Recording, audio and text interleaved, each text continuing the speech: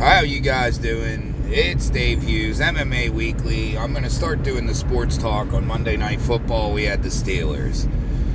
Last night, of course, you guys, I don't know, whoever watches or whatever, I'm from Pittsburgh, so of course I'm a Steeler fan. Last night, the Steelers took on the Browns. Browns looking better than they have in years. They have Watson and Chubbs, and they have a pretty good damn team. Their line looks good. Their defense looks good. They're a good team this year.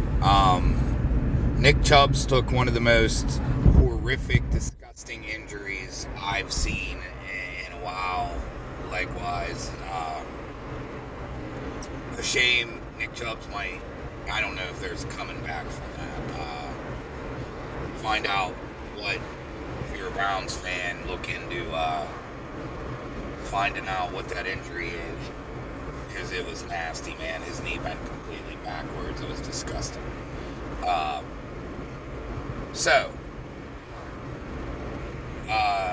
Takeaways from the game last night.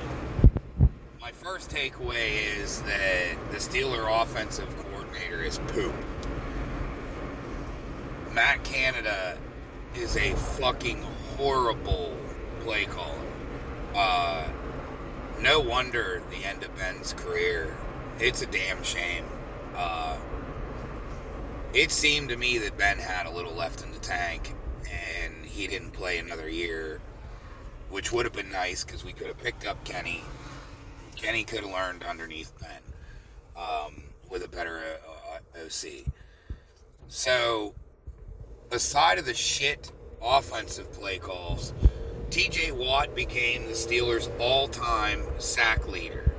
Now, let's look into this, guys. Seriously. All-time sack leader. Steeler defense is just where it's at in football. You think of all the great Steeler defenses just in the last, since I'm 47, so in my lifetime, I can think of, 10, 12 good Steeler defenses, 7 great defenses. So the Steelers are a defensive-minded town, defensive-minded since forever. Dick LeBeau for years, yay Dick. So with TJ Watt becoming the all-time sack leader, I think it's like 81.7 or 87.5, some shit. Anyway, the all-time sack leader. Last night, he got a touchdown, picked up a fumble, ran it in. The kid's just amazing. It's been a while since I could say or look at a football player like him and say, wow, man, this kid is... I remember being a kid and watching my dad watch Lawrence Taylor play the game. And then I got older and watched videos of Lawrence Taylor, and I can remember the end of his career. And when LT lined up, you watched where the hell he lined up at, because you knew that he was going to get in there somehow.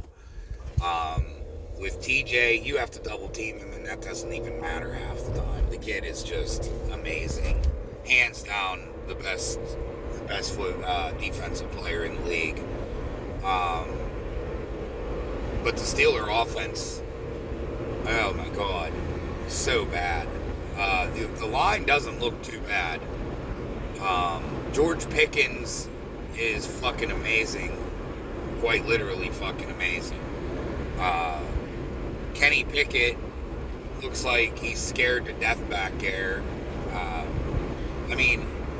Kenny Pickett's kind of a quarterback who has glimpses of greatness, but will he ever be great? Will he get rid of the nerves and put the shit to rest and become the quarterback he can become? I don't know. That's for him to figure out, him to do what he has to do. And like I said, Matt Canada is just a fucking horrible, horrible offensive coordinator. He called plays that no shit looked like fucking high school plays. The touchdown, the 71 touchdown a 71-yard touchdown pass from Pickett to Pickens, and it it was just blown coverage, but the play itself really wasn't that spectacular. It was more or less a play that was just broken. They were just off. It was so simple, it was disgusting. But yeah, they pulled the win out thanks to an early interception for a touchdown by Highsmith, and TJ Watt taking in a fumble recovery for a touchdown. George Pickens scored on a touchdown. But other than that, I've seen a lot of great spots in this game. Like I said, Nick Chubb's going down sucks, you know. Like, I remember years ago when Baltimore became a team, Cleveland was done, and, you know, there wasn't going to be a Cleveland Browns. Okay, there has to be a Cleveland Browns. There just has to be. It's like there has to be a Steelers. There has to be a Cowboys. Hate or love the team, you want the team there because the simple fact is they're your rival. It's like having Batman without the Joker and just arresting regular guys that are like, you know, regular criminals. It just doesn't work. You know, Superman without Lex Luthor, and, you know, with every you know, in Cleveland, I'm sure we're their Joker, but here, Cleveland's our Joker. Cincinnati's our Joker. In Baltimore, because in my eyes, they still are the old Cleveland Browns. But, like I said, guys, you're not beating a team like the 49ers the way they played last night. Like, that's pretty much where my gauge is going to be for the season. The 49ers are a great football team. The 49ers are a Super Bowl caliber team. Where do the Steelers sit on, can they beat this team or that team? Could they win that game against Denver or San Francisco? So that's where I am with that. And right now they're a playoff team, but a wild card team in my eyes. They're not ready for. They're young, and I understand that. But this defense, how long are we going to keep it together? How long can the defense pull out games like last night? Because the way the offense played, we will not beat Cincinnati. We won't beat Baltimore. You know what I mean? And so on. The Texans are going to blow us out if we play like that, and that's saying something. What do I think needs to be done? I did the takeaways from the game. Now I'm going to... What do I think the Steelers need to do? I think the Steelers need to really consider... I mean, right now, they should have made a move on Matt Canada before the season started. But now you're kind of stuck with them. You just don't get rid of an offensive coordinator when you're winning. I mean, it's usually when, okay, we're out of the playoffs, it's a wrap. Let's get rid of this guy and let this guy call the plays for the rest of the year, see if he's ready. Or you start to move on from his play calling.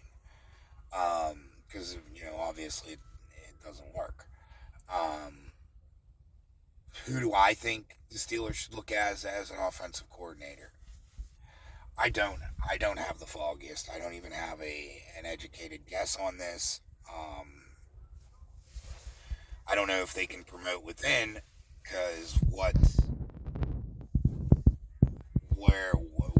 would they accomplish by that? Somebody from Matt Canada's, you know, people.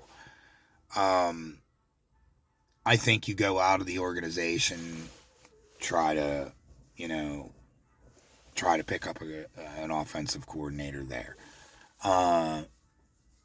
Because right now, the plays aren't aren't working, and they haven't for a number of years now since he's been part of the coordinator.